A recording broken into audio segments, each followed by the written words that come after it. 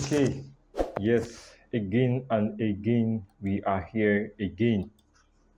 Oh, yes. Thank you very much. Thank you very much. Thank you very much.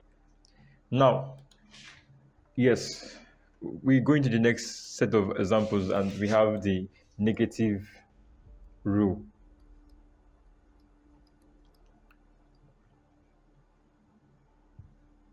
Negative rule.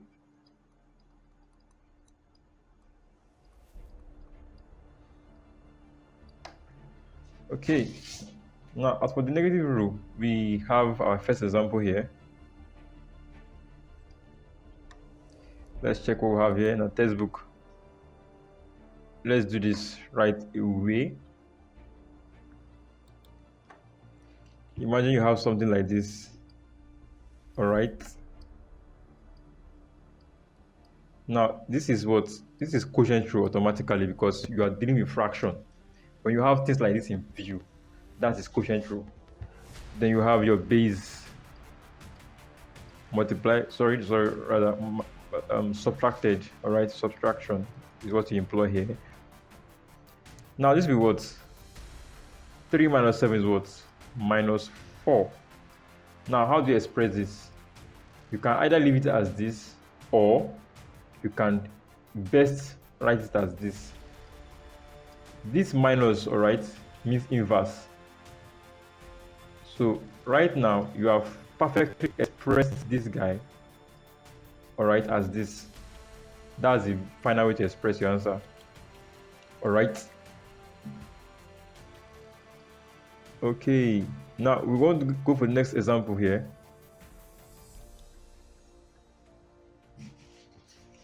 Oh, they use 10. We use 4. We use 7. That's fine. But you get the whole logic here.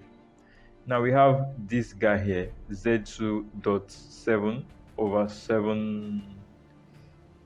Yeah. Okay.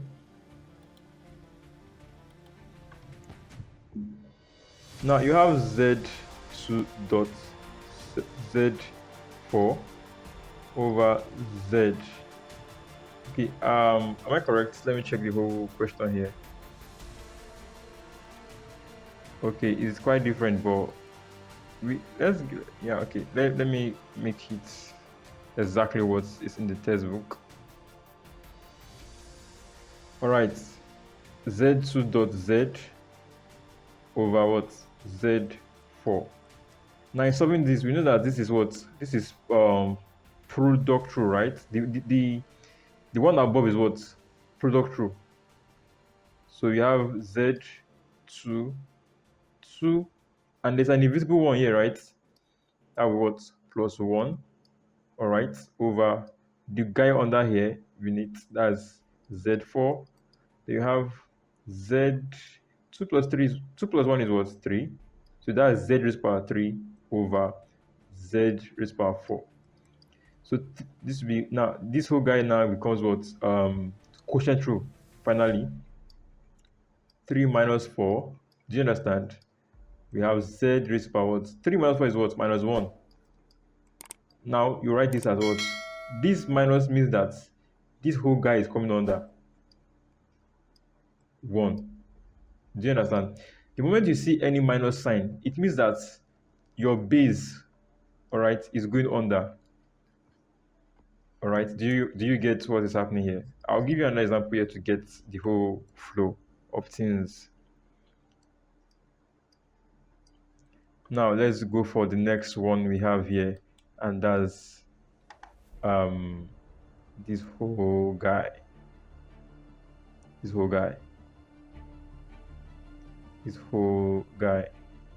All right, that is minus 5t3 minus 5 t raised power 3. Am I correct? Let me check. Okay, bracket 4. All right, then go under again, write another minus 5 t raised power 3 brackets raised power 8. Now this old guy You can see this is a quotient rule, right? You just bring this guy out like this.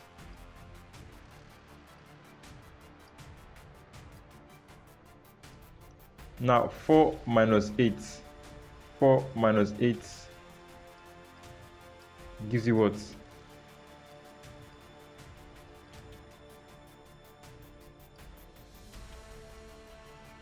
4 minus 8 is what? Minus 4. And that means what? Everything here, everything you see here, this entire minus 5 t3 goes under. All right? It goes under. Then your 4 comes under. Your minus becomes 1 over the entire guy. Do you understand? You can always rewatch the video over and over again to have a better grasp of everything that is going on here. Okay, I think I'm done right now. If you have more questions, you can always deal with more questions. I want us to move on to the next topic. That will be polynomial, and polynomial will be, yeah. Oh, I'm not done. I still have one more to take you guys on. That is using scientific notation.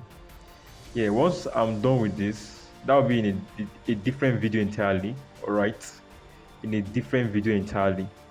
So once I'm done with notation, I'll be going next to what polynomial. So I want to get ready. Once we are done with once we are done with scientific notation, we are going straight to polynomial. Polynomial. There's a lot for us to learn about polynomial. Exactly. All right. Thank you very much. Like the channel. Subscribe to the channel. You have friends in school, right? Yeah, share this content to your friends in school. Let your friends, family, your loved ones know about content like this. You can subscribe to the channel also, and the like button is there as well. You can also leave your questions in the comment section. Let's make it an interactive community. Thank you very much.